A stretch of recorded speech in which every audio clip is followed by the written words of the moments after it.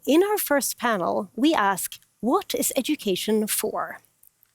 Panelists are Carl Wieman, who together with Wolfgang Ketterle was awarded the Nobel Prize in Physics in 2001.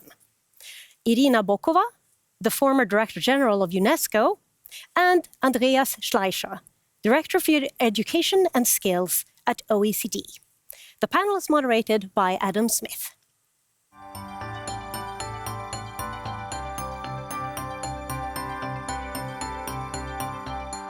So welcome to this first session in the Nobel Week Dialogue 2020. And for this opening panel, we thought we'd ask a question which perhaps doesn't get asked enough, which is, what is education for? So Carl, what do you think the goal of education is? I think you're right, it doesn't get asked nearly enough, but I think that education really ultimately is about helping people make better decisions and focusing particularly on my area of science and technical literacy. There's so many places in one's life, one's personal life, public policy decisions, in one's work, where education and technical knowledge and decision making is a critically important skill for someone to have, and tremendous value education can provide. Mm-hmm. And do you think that that goal of producing kind of independent thinkers, if you like, is in any sense at odds with government's desire to have education just produce conforming citizens who will be good parts of society?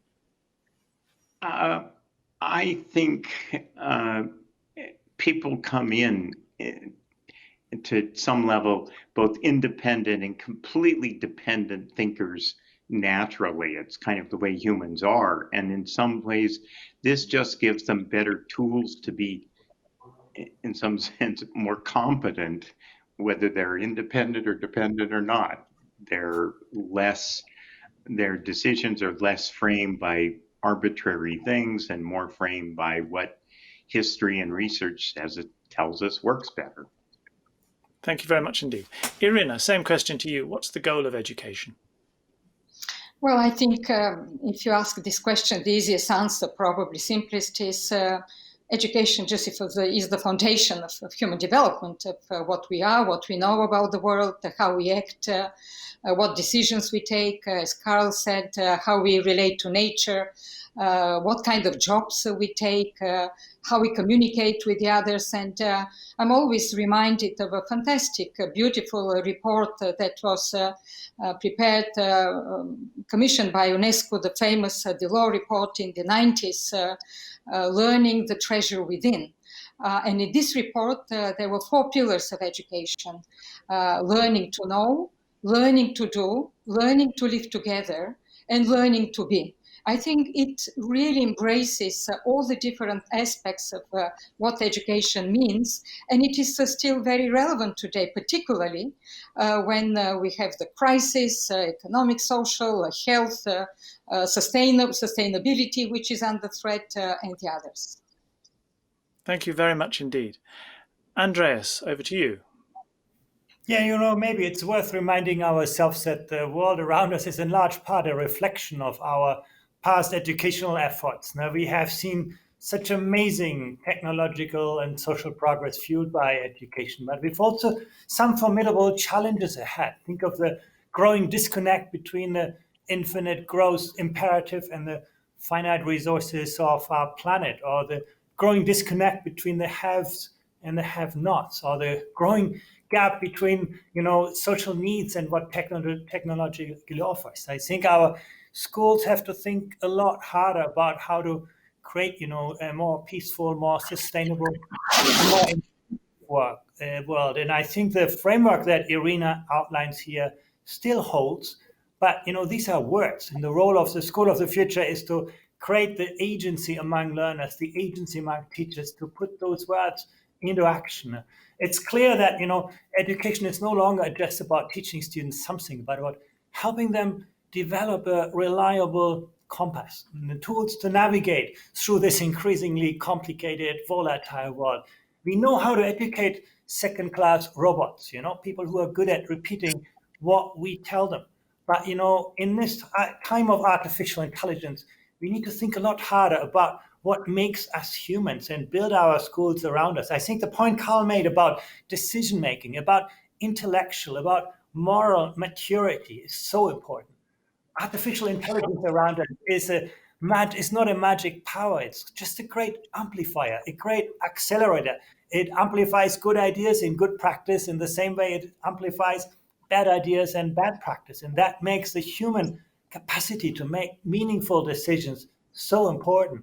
But let me add one more point, and that is schools need to help students shift from situational values, I do whatever the current situation allows me to do, to sustainable values that keep an eye on the long-term future of not just individuals, but also communities and the planet. And for that, it will be important for schools themselves to think more about the long-term future. The future of schooling is very much about creating that kind of bridging social capital that allows young people to think for themselves, but also to work with others who think differently from them, who work differently from them, who to appreciate different cultural perspectives.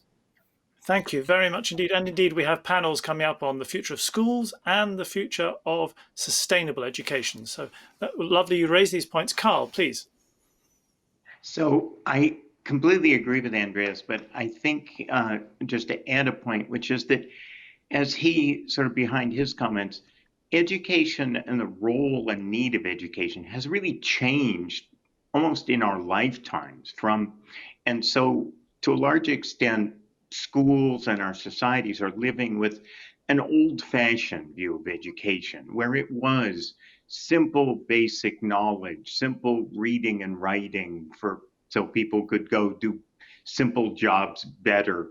Now, and it has a much different and a more important and more complicated role.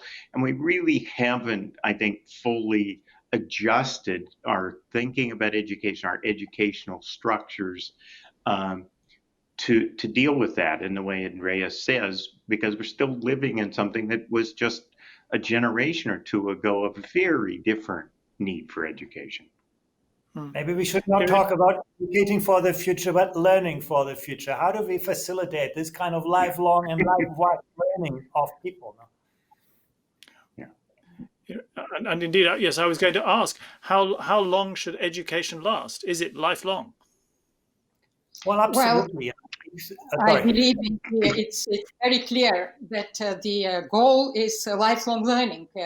Actually, if you look at the goal number 4 of the Sustainable Development Agenda, and I think still having a strategy is important.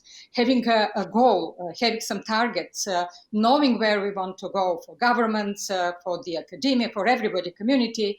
It's very important to know where we want to go. And lifelong learning is here to stay. It's in the goal number 4 for the first time. And I believe that nowadays, particularly with the technological revolution, with the crisis, with jobs being lost or new jobs created, lifelong learning is just a must. And I don't see how it will go away.